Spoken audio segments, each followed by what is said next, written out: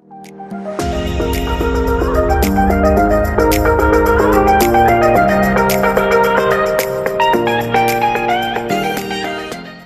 Guys, you are watching my channel Ahsan pets. अस्सलाम वालेकुम, मैं हूं अहसन ज़फ़र, कराची पाकिस्तान से। कॉकटेल मेरी पहली मोहब्बत। तो गाइज़, आज की वीडियो बहुत ही ज़्यादा इन्फॉर्मेटिव होने वाली है, क्योंकि मैं आपको वो बात बताने जा रहा हूँ जो कि मुझे खुद अभी पता चली है। मुझे किसी ने बताई तो मुझे समझ में आई, वाकई ये बात बिल्कुल सच है। पहले मुझे नहीं पता था इस बारे में, बट अभी पता चला है।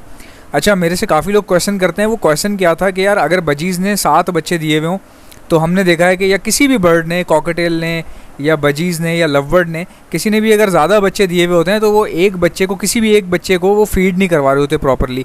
कभी कभार ये एक बच्चे के साथ प्रॉब्लम आ जाती है कि एक को फीड नहीं करवा रहे, या कभी कभार 2 के साथ आती है कि 2 बच्चों को फीड नहीं करवा रहे, बाकियों को करवा रहे हैं बिल्कुल सही से। ये जो 2 बच्चे हैं इनको बिल्कुल भी नहीं दे रहे। उसकी वजह मैं आपको बताता हूँ क्या होता है, क्योंकि पहले मुझे ये बात इस तरह से नहीं पता थी। जब मैंने लोगों से बातचीत की, लोगों ने मुझे बताया, जब मैंने ख़ुद भी इस पर रिसर्च की, तो मुझे बहुत सारी बातें न्यूली अभी पता चली हैं जो कि आपके बहुत ज़्यादा काम आ जाएंगी। मैं तो ख़ुद सुनकर हैरान था, देख कर, पढ़ कर, मशवरा करके हैरान हुआ लोगों से। अच्छा, बहुत सारे लोग जो है ना, वो काफ़ी बड़े बड़े ब्रीडर हैं, वो ये बात कहते हैं, जितने भी यूरोपियन ब्रीडर्स हैं वो कहते हैं कि जो हल्का ब्लड होता है ना, हल्का ब्लड क्या होता है कि एक पेयर ब्रीड कर रहा है, ठीक है, उसने 5 बच्चे दिए या 6 बच्चे दिए, लाजमन उनमें से किसी ना किसी एक बच्चे में कोई ना कोई खामी होगी, वीकनेस होती है, कुदरती रूप से होती है। अब ज़रूरी नहीं है कि हर 6 बच्चे देने वाले पेयर के किसी एक बच्चे में खामी हो, ऐसा नहीं होता। कुछ पेयर ऐसे होते हैं जिनको पता लग जाता है कि हमारा ये वाला बच्चा कमज़ोर है। अब होता क्या है कि वो बच्चा वैसे ही कुदरती रूप से कमज़ोर होता है, और जो हल्का ब्लड है वो कुदरत खुद ही साफ़ कर देती है, खुद ही ख़त्म कर देती है। कैसे कर देती है कि वो बच्चा किसी ना किसी बीमारी के लपेटे में आ जाता है या कमज़ोरी के लपेटे में आ जाता है। सबसे बड़ी पहचान ये होती है कि कमज़ोरी के लपेटे में आ जाता है। अब जो पेरेंट्स हैं ना, जो फ़ीड करवाते हैं, जब बच्चा फ़ीड ले रहा होता है वो वाइब्रेट करता है। पेरेंट्स जब उसको खिलाते हैं ना मुंह से, तो बच्चा हिलता है, वाइब्रेट करता है। उसकी वाइब्रेशन से ना पेरेंट्स को सेंस हो जाता है, सेंसिंग हो जाती है कि हमारा ये बच्चा तेज़ है, तगड़ा है, या फ़ीड अच्छे से ले रहा है, या जो बच्चा कमज़ोरी में है, किसी न किसी बीमारी में है, या कम फ़ीड ले रहा है, उसका उनको पता चल जाता है कि ये बच्चा हमारा बचना बहुत मुश्किल है इसका। तो वो क्या करते हैं, उसको फ़ीड सिरे से करवाना ही छोड़ देते हैं, जो कि हम इंसानों की नज़र से अगर देखा जाए तो बिल्कुल गलत है। ऐसा नहीं करना चाहिए भाई। जो कमज़ोर है उसको भी खिलाओ, भले वो मरे, अपनी मौत खुद मरेगा ना यार। आप कौन होते हो कि खिलाना छोड़ दिया आपने। लेकिन परिंदे चूँकि परिंदे होते हैं, उनका अपना एक उनकी अपनी मेंटालिटी होती है, अल्लाह ने उनकी सलाहियतें उनके हिसाब से रखी हैं।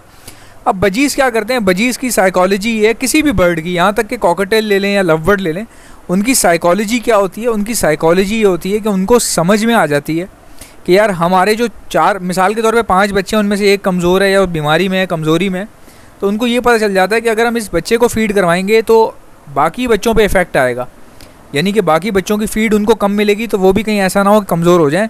तो वो पेयर ये डिसाइड करता है कि भाई इस बच्चे को हम नहीं खिलाएँगे और हम खिलाएँगे दूसरे सेहतमंद बच्चों को, ताकि उनको टाइम देंगे ताकि वो बच जाएँ।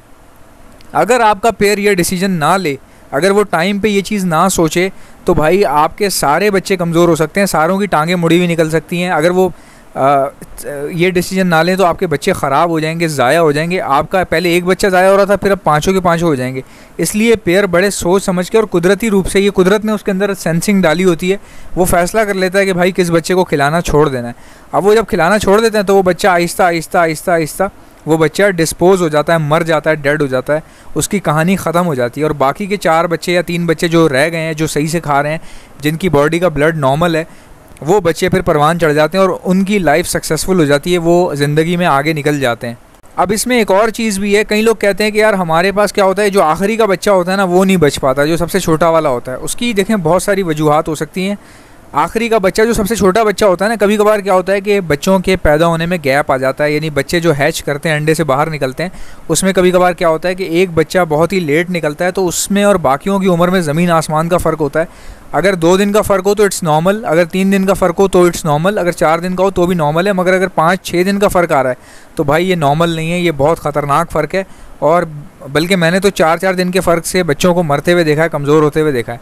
तो ये चीज़ें हो सकती हैं, मैं ये नहीं कह रहा होती ही हैं, लेकिन हो सकती हैं। बहुत बड़ा मुआवजा होता है अगर किसी के पास छोटा बच्चा बहुत एंड में निकला और वो भी साथ पेरेंट्स ने बड़ा कर दिया, तो ये बहुत बड़ी बात होती है। मेरे पास अभी रिसेंटली ऐसा ही केस हुआ था कॉकटेल के अंदर। वो बच्चा इतनी आगे तक आ गया, यानी कि उस अपनी उम्र में बहुत छोटा बच्चा था, मुझे लगा शायद ये 2 दिन भी सर्वाइव ना करे, मर जाएगा। बाकी बच्चे बड़े बड़े थे, वो छोटा सा बिल्कुल समझ लें कि 3 दिन का बच्चा और बाकी डेढ़ हफ्ते के बच्चे, उसमें 3 दिन का बच्चा कहाँ सर्वाइव करेगा। लेकिन पता नहीं क्या बात थी, पेयर उसको पालता रहा। अब जाके मैं देख रहा हूँ कि पेयर ने उसको फीड करवाना छोड़ दिया। कल उसका गला बहुत ज़्यादा खुश्क हुआ था। आई होप कि वो ज़िंदा हो, बट लग नहीं रहा मुझे। लेकिन वैसे अगर देखा जाए तो जो मैं सोच रहा था उस हिसाब से तो उसको उसी वक्त ख़त्म हो जाना चाहिए था, लेकिन फिर भी माशाल्लाह वो काफ़ी आगे तक आ गया। आगे तक आने के बाद क्या होता है कि बच्चे जब बाकी जब बहन भाई बड़े हो रहे होते हैं ना, तो वो फीड ज़्यादा एक्सेप्ट करते हैं, उनकी भूख बढ़ जाती है। तो पेरेंट्स उनको फीड करवा के इतने थक जाते हैं कि छोटे वाले को बहुत कम फीड मिलती है। इस वजह से भी हो सकता है कि उसको प्रॉब्लम आ रही हो। अब मैं कल चेक करूँगा कि वो ज़िंदा है या मर गया है। अच्छा, अब इसमें अगर आपके पास कोई ऐसा केस आता है, मिसाल के तौर पे आपके पास बजीज़ ने या किसी भी बर्ड ने, लव बर्ड ने बच्चे दिए हैं और एक बच्चा बहुत ही लास्ट में हैच हुआ है, तो उसका क्या करना है। देखें, कोशिश करें फॉस्टर कर दें उसको फौरी तौर पे। फॉस्टरिंग इसीलिए इस्तेमाल होती है, फॉस्टरिंग का मतलब ये होता है कि किसी के बच्चे यानी अगर जो 1-7 दिन के बच्चे हैं, जब जैसे एक छोटा बच्चा है वो उसके दिन मैच नहीं कर रहे, अपने बहन भाइयों से बहुत छोटा निकला है, तो उसको उठा के किसी ऐसे बॉक्स में डाल दें, किसी ऐसे पेयर को फॉस्टर करवा दें जिसके बच्चे जो है ना वो उसके साइज़ के हों, ताकि वो पेरेंट्स जो हैं उसको भी खिला पिला के साथ ही बड़ा कर दें उसके। और ऐसा बहुत आसान है, लेकिन फ़र्क क्या है, सबसे बड़ा सिस्टम क्या है, सबसे बड़ी ज़रूरत ये है कि भाई आपके पास फॉस्टर पेयर होना चाहिए, उसके बच्चों की एज भी उसी जैसी होनी चाहिए जिसको आप फॉस्टर कर रहे हैं। यानी मौके पे चौका हो सकता है, विदाउट मौका कोई चौका नहीं होगा। ऐसा पेयर जिसके अंडे हैं अभी, उसके नीचे अगर आप इतना बच्चा रखेंगे छोटा, तो वो नहीं पालेगा भाई। उसको पता है उसके बच्चे तो थे ही नहीं, अचानक आपने ऊपर से लाके रख दिया तो वो उसको नहीं पालेगा, वो मर जाएगा। यहाँ तक कि आपके अंडे भी तोड़ सकता है वो पेयर। तो बच्चों की एज देख लिया करें, 1-2 दिन का फ़र्क हो चल जाता है, मसला नहीं होता। लेकिन बहुत फ़र्क है अगर बच्चे निकले ही नहीं है किसी के, या बच्चे निकले हैं तो बहुत ज़्यादा छोटे हैं या बहुत ज़्यादा बड़े हैं, उसमें डालकर बेवकूफ़ी ना करें, क्योंकि आपका पेयर बाकी ब्रीड भी ख़राब होगी आपकी।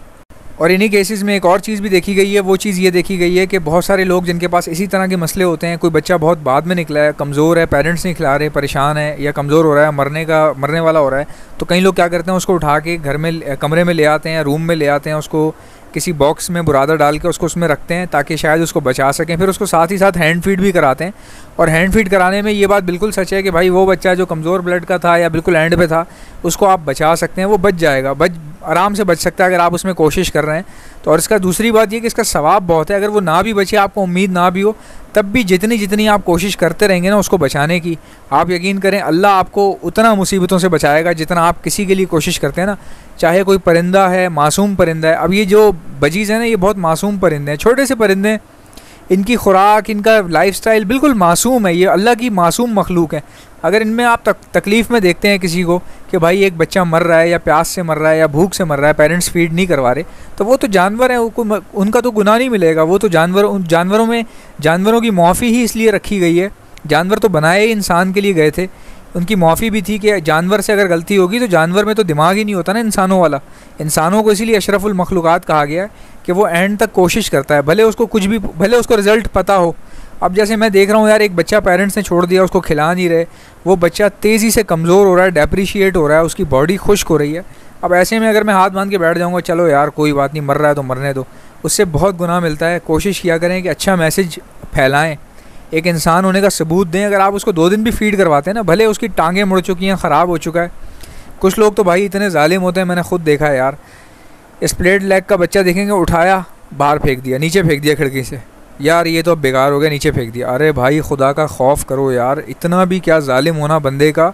आप सोचें कि कितनी बड़ी ये वो समझ लें कि ऐसा बंदा जिसको खुदा खौफ ही ना हो, वो ज़िंदगी में क्या करेगा, या अल्लाह उसको क्या ब्रीडिंग देगा यार।